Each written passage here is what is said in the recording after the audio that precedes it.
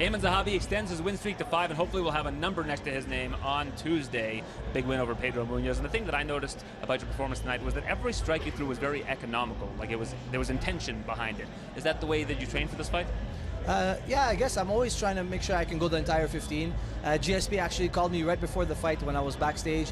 He told me, he's like, look, you're better than this guy everywhere, but you're going to have to beat him up for 15 minutes straight. He's not going anywhere. He's going to be standing in front of you the entire time.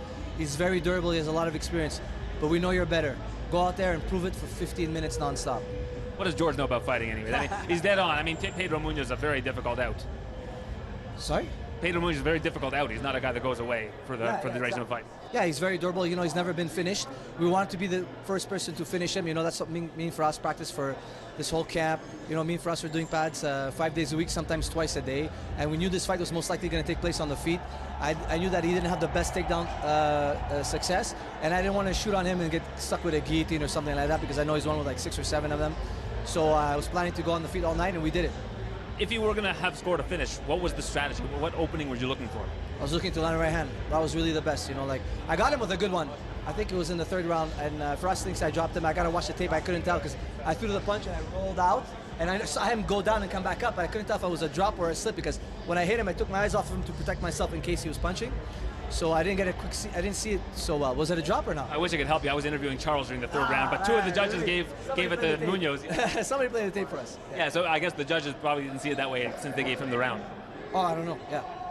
Well, either way, I mean, this is a massive performance for you. Do you expect to have a ranking on Tuesday with a number next to your name?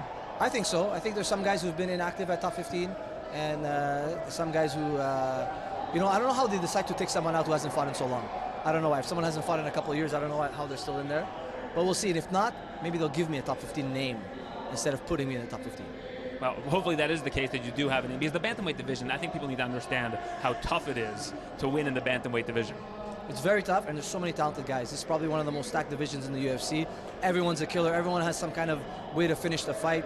You guys have great cardio, great strength, and some of them have combinations of everything.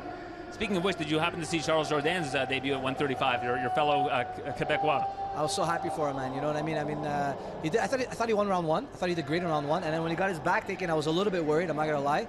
But then when the guy got on top, and the guy kept putting his head under his arm, I was like, man, don't you know how good Jourdain's guillotines are? And Jourdain caught him, and he did it with nice, beautiful power guillotine. But the guy reshot for the double instead of defending the takedown. Like, almost like he disrespected the guillotine. He didn't respect it enough and decide to defend. He thought he could just go through with a takedown. Big mistake with a guy like Charles.